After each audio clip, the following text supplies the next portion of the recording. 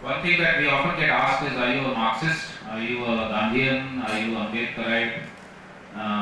Lohia? What are you? What is this alternative? What is the ideology behind it? And I think one thing that's very clear, this note that has been done by a number of people, it does not arise from any of these ideologies. It actually arises from the experiences and the wisdom of local communities, civil society groups who are doing some remarkable, all of you, who are doing some such remarkable work. Eventually what we emerge with, whether it fits into any of those ideologies or actually cuts across all those ideologies, we don't know. But I just wanted to say that up front because that's a question we often get asked. Okay, so there are 3 sections to this note, and please do, if you get a chance over the next 2-3 days, please do see if you can read it. We have it both in English and in Tamil.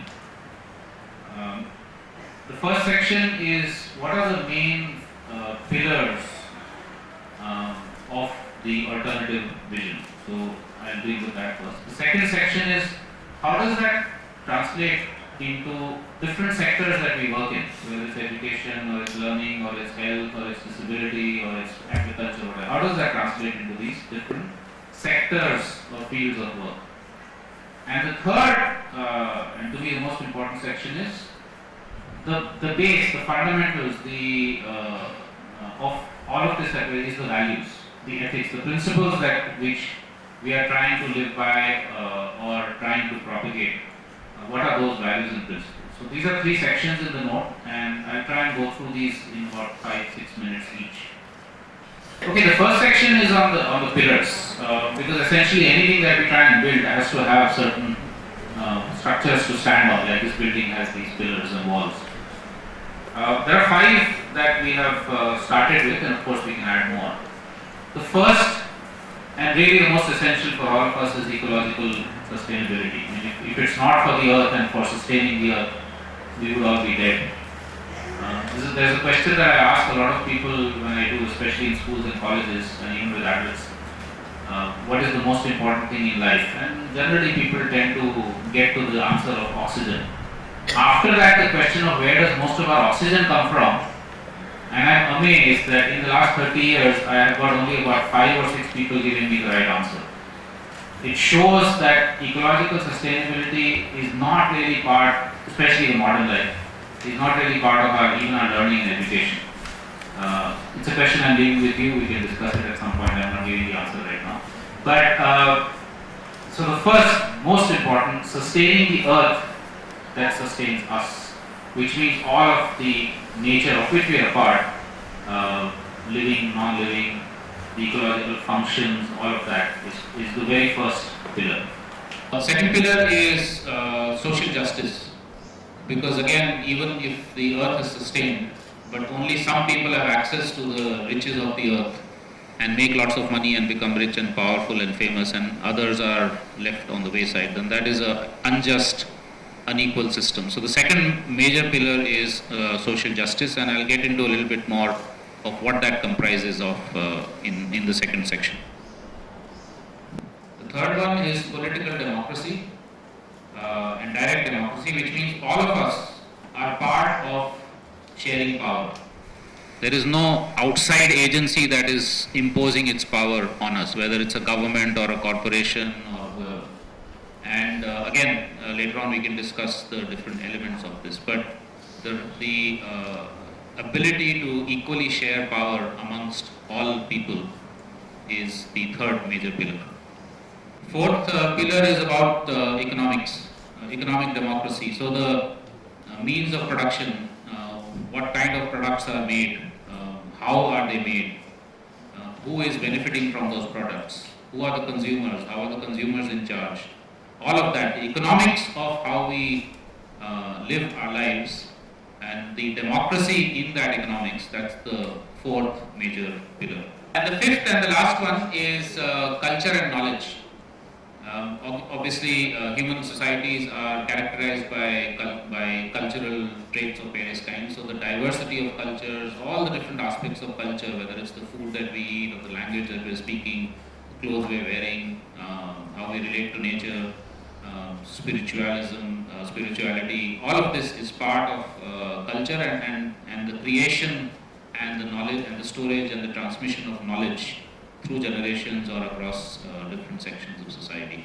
And again, the democracy or the ability for both culture and knowledge to be widely dispersed, to not be centralized, to not be homogeneous, but to be diverse, and for access to knowledge as a democratic means. All of this is part of this fifth pillar. Okay, that's the first section of the note. The second section is looking at different sectors. Each one of us is working in different fields of life.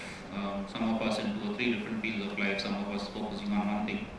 How do these 5 pillars actually reflect in these different sectors? That's the second section of the note. So many of us work on social well-being, on social justice, on peace. That's one sector that we've looked at, which includes things like struggles for justice with relationship to caste, with disability, with sexualities, gender, age, all kinds of different inequalities and the struggles against them to actually create a more equal world. It also includes trying to actually sustain different forms of arts, of crafts, against the kind of onslaught of modern, homogenizing civilization that we have. It also includes ethics, spirituality. So all of this is encompassed in what we've called here as society, culture, and peace, and different aspects of fields within this that each of us works on. Another sector which many of us work on is alternative economies and technologies. So, for instance, we have localization of economic activity. Elango is here, he will speak about the regionalization of economies, how you can make much more production, consumption localized. Then we have collectives of producers and consumers. I don't know if Bablu is not here yet, but the kind of farmers collectives that are coming up, or other kinds of producer collectives that are coming up. We have local currencies and trade or exchange stands, the just change process, which is looking at how to make both all production, consumption, and investments as localized as possible. Then we have other, sustainable production. For instance, a lot of people working here on agriculture, local organic farming, and things like that. So all of these are part of what could be called alternative economics and technologies as a major sector. Third one is settlements. We all live either in villages or in cities, or villages that are getting transformed into cities or towns, and how the whole question of how does human settlements become more sustainable, more dignified, better living for people who are in them, whether it's rural or urban. So the issue of sustainable building, the issues of waste prevention and waste management, issues of participatory planning and budgeting and so on, especially in towns which are coming up, conservation of biodiversity, including in cities. So all of this is part of, and public transportation, the struggle for more cycling and more walking spaces, pedestrian rights, all of this, and many of us working on these things. That's another whole sector which is on basically human settlements. Then there's the whole arena or the sector of alternative politics, or like I was mentioning earlier, direct democracy. So those of us who are working on how do you actually empower panchayats or gram sabhas or urban wards, neighborhoods, to actually be central to the decision-making process and not leave decision-making to somebody else. There's some amazing things that are happening in South India and this part of the world on local governance. It's also about how do you make decision-making more collective and not just individualized kind of decisions on how to do things. Somebody was mentioning earlier about how collective exam giving, I think Stan, you were talking about collective exam giving by Adivasis is thought of as cheating in the mainstream system, but actually it's a sharing of knowledge. Yeah? So you're actually looking at an understanding from everybody and then giving a common answer. So how do you actually do collective decision making right from the smallest unit of settlement all the way up to state, nation, and global? That whole process of very different kind of politics, that's another whole sector. knowledge, learning, education, media. I'm mixing various sectors here together, but all of these are obviously related to each other.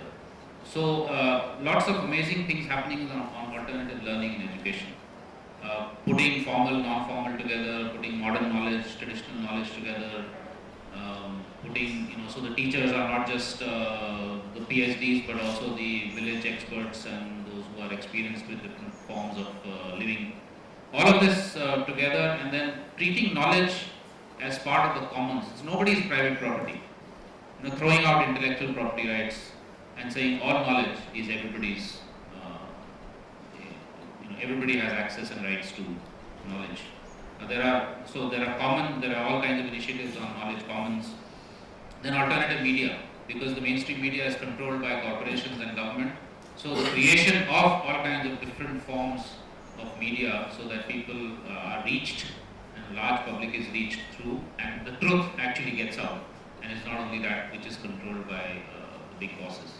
Environment and ecology and conservation. So conventionally we have had a model in which conservation is done as a government diktat, that okay, this is a national park, this is a wildlife sanctuary, and these are the species to be protected. But more and more people are also saying that, communities are saying that no, we will actually be the ones who are deciding or will be part of this conservation process. So much more democratic, much more decentralized process of conservation.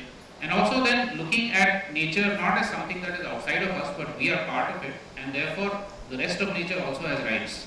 It's not only human beings and people who have rights, but also the rest of nature. And so there are again lots of different initiatives at environment, ecology, fighting pollution, fighting for clean air, clean water, and things like that. I'm very happy that we have a number of doctors here amongst us. So the whole sector of health and hygiene, and that also not just in terms of curative health. So once you have a disease, how do you cure it?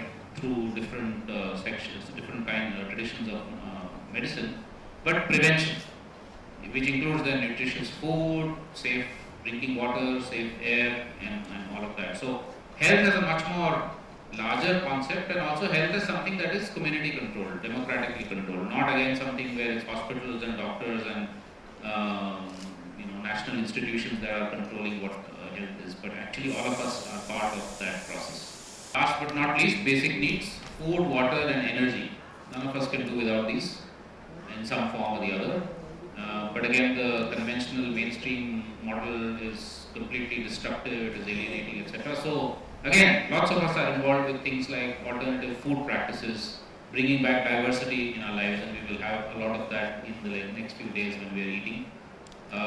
Millets, for instance, has been a big movement. Water, not waiting for government and Sarkar to give us water, but actually trying to decentralize water harvesting and management ourselves. Energy, again, not having big nuclear power stations and big hydroelectricity projects, but actually doing small scale decentralized energy production, which is in the control of the community itself. So basic needs, and again the idea of ecologically safe, democratically controlled generation and use of basic needs. Are there big major sectors that you are working on which are missed out here? கால்நடை வளர்ப்பு, மதுவிலக்கு, prohibition மதுவிலக்கு.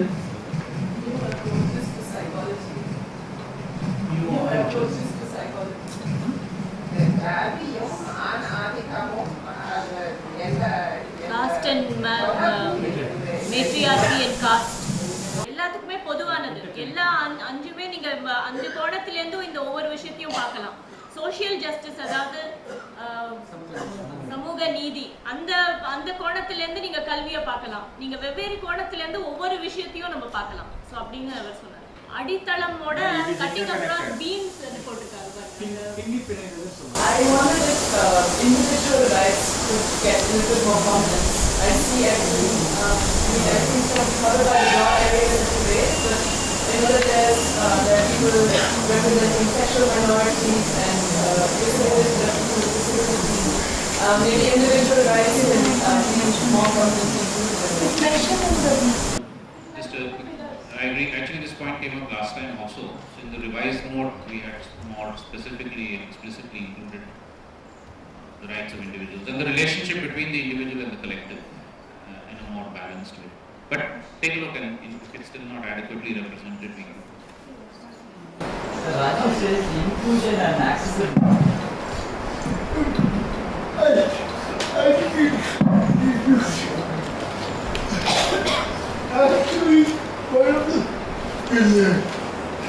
Raju says inclusion has to be one of the main pillars. One of the pillars. And not only in terms of disability, but also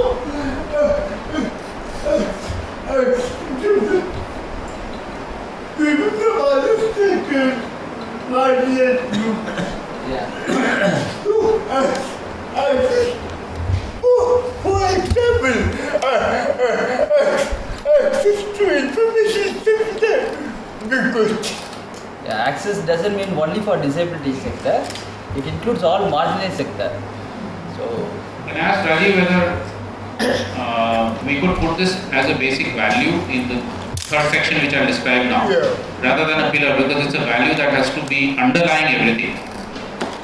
It's like it's a fundamental. It's really difficult to address issues such as communal harmony when we're focused on caste, we're focused on Adivasi, we're focused on women.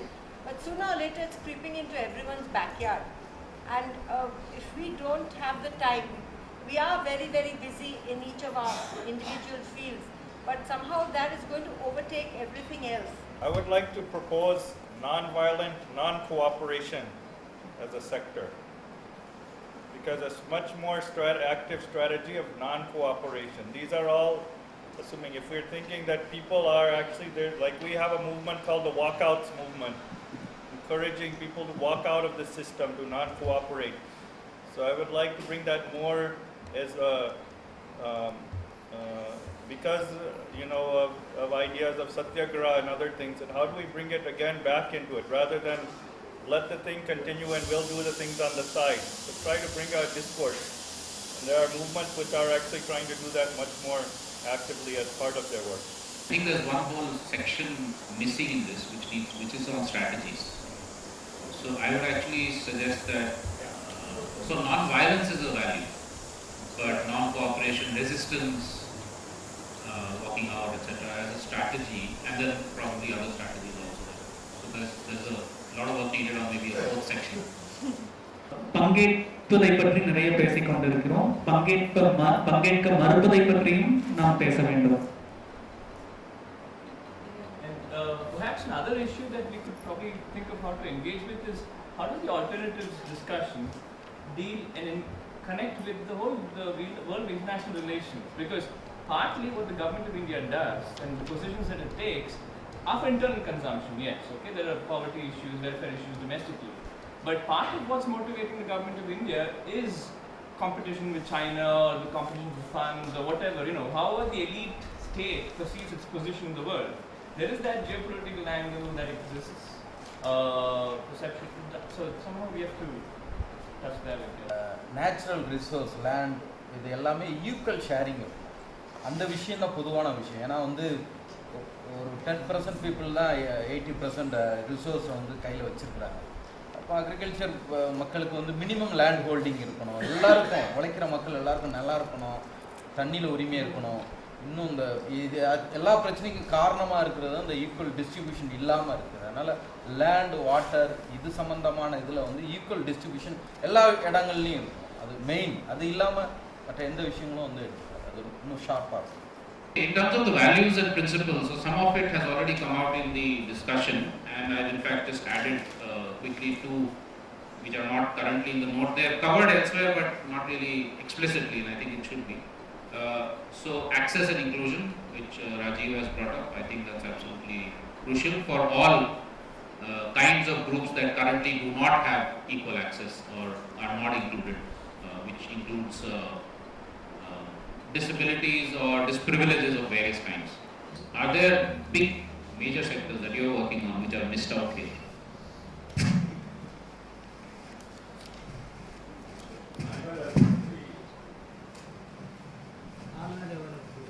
கால்நடை வளர்ப்பு, மதுவிலக்கு, prohibition மதுவிலக்கு prohibition.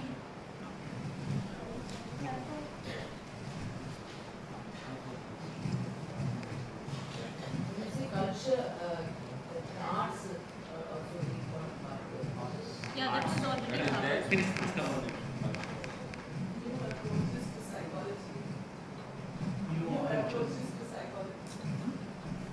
Would that come under knowledge? Or health? So no, I'm asking. Knowledge. I would put it under knowledge. I don't think it might come under society culture and things. Okay, many of these things are cross-cutting. So we don't necessarily have to put them, but that's a good.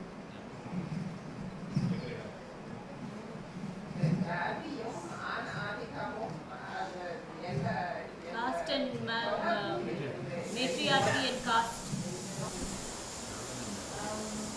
I wonder if individual rights could get a little bit more prominence. I see actually, I think some covered by the law areas in different ways, but I know that there are people representing sexual minorities and disabilities, people with disabilities. Maybe individual rights can be more prominently included. Actually, this point came up last time also. So in the revised mode, we had more specifically and explicitly included the rights of individuals and the relationship between the individual and the collective in a more balanced way. But take a look, and if it's still not adequately represented, we can.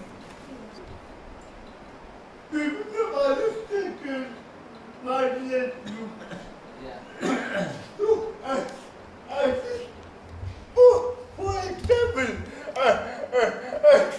access to information sector because Access doesn't mean only for disability sector. It includes all marginalized sector. So Can I ask Rajiv whether we could put this as a basic value in the third section which I described now, rather than a pillar, because it's a value that has to be underlying everything. It's like it's a fundamental. It's really difficult to address issues such as communal harmony when we're focused on caste, we're focused on Adivasi, we're focused on women. But sooner or later it's creeping into everyone's backyard. And if we don't have the time, we are very, very busy in each of our individual fields, but somehow that is going to overtake everything else. I would like to propose non-violent, non-cooperation as a sector, because it's much more active strategy of non-cooperation. These are all, assuming if we're thinking that people are actually there, like we have a movement called the walkouts movement, encouraging people to walk out of the system, to not cooperate. So I would like to bring that more as a, because of ideas of satyagraha and other things, and how do we bring it again back into it, rather than let the thing continue and we'll do the things on the side. So try to bring out discourse. And there are movements which are actually trying to do that much more actively as part of their work. I think there's one whole section missing in this, which is on strategies. So I would actually suggest that so non-violence is a value, but non-cooperation, resistance, walking out, etc., as a strategy, and then probably other strategies also. So there's a lot of work needed on maybe a fourth section. Perhaps another issue that we could probably think of how to engage with is how does the alternatives discussion deal and connect with the whole world of international relations? Because partly what the government of India does and the positions that it takes are for internal consumption, yes, okay, there are poverty issues, welfare issues domestically. But part of what's motivating the government of India is competition with China or the competition for funds or whatever, however the elite state perceives its position in the world. There is that geopolitical angle that exists, perception, so somehow we have to touch that again. How does the alternatives discussion deal and connect with the whole world of international relations? Because partly what the government of India does and the positions that it takes are for internal consumption, yes, okay, there are poverty issues, welfare issues domestically. But part of what's motivating the government of India is competition with China or the competition for funds or whatever, however the elite state perceives its position in the world. There is that geopolitical angle that exists, perception, so somehow we have to touch that again. Natural resource, land, இது எல்லாமே equal sharing இருக்கும். அந்த விஷயம் தான் பொதுவான விஷயம். ஏன்னா வந்து ஒரு 10% பீப்புள் தான் 80% ரிசோர்ஸை வந்து கையில் வச்சுருக்குறாங்க. அப்போ அக்ரிகல்ச்சர் மக்களுக்கு வந்து மினிமம் லேண்ட் ஹோல்டிங் இருக்கணும், எல்லாருக்கும் உழைக்கிற மக்கள் எல்லாருக்கும் நல்லா இருக்கணும், தண்ணியில் உரிமை இருக்கணும். இன்னும் இந்த இது எல்லா பிரச்சனைக்கும் காரணமாக இருக்கிறது இந்த ஈக்குவல் டிஸ்ட்ரிபியூஷன் இல்லாமல் இருக்குது. அதனால் லேண்ட் வாட்டர் இது சம்மந்தமான இதில் வந்து ஈக்குவல் டிஸ்ட்ரிபியூஷன் எல்லா இடங்கள்லையும் இருக்கும். அது main. When we talk about ecological sustainability, it's important to focus on. Okay, in terms of the values and principles, so some of it has already come out in the discussion, and in fact just added quickly to which are not currently in the note. They are covered elsewhere, but not really explicitly, and I think it should be. So access and inclusion, which Rajiv has brought up, I think that's absolutely crucial for all kinds of groups that currently do not have equal access or are not included, which includes disabilities or disprivileges of various kinds. That's one crucial value. Okay, the second one which has just come up is compassion, and I would add maybe empathy. So that's a very fundamental thing, that we have compassion towards fellow human beings, towards the rest of nature, and are empathetic towards the situations and the conditions of others. Equity and justice. So this actually covers a number of points that came up, whether it's equitable sharing of natural resources, or equity in decision making, or equity in access to food, etc., etc. So equity and justice is a very fundamental value again. One thing about these values which I should mention is that these are principles and values that are not, you can't break these down further. That's a very crucial thing. Equity cannot be broken down further, and it's not a means towards an end. It is an end in itself. That's the fundamental aspect of values.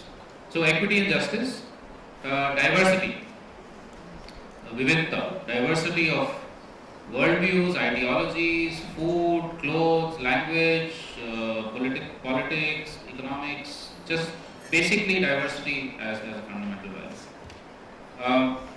The collective. So the collective as being the most important thing, whether it's a collective like this, or it's a village community, or it's a urban neighborhood, or it's a global collective of people who we have some relationship with. And then within that, of course, and I take that very importantly, the relationship of the individual to that collective. So that balance. Self-reliance, whether it's in economic terms for basic needs, or it's in terms of being able to be in control of one's own life as an individual, as a community. So self-reliance is another basic value. Simplicity, and by simplicity one doesn't necessarily mean you're giving up on everything in life, but the ability to know what is enough, rather than wanting more and more and more and more and more. So enoughness, simplicity is again very fundamental value. The dignity of work, especially physical work, because otherwise we tend to think that people like me who write books are more learned than people who produce food or who clean this room.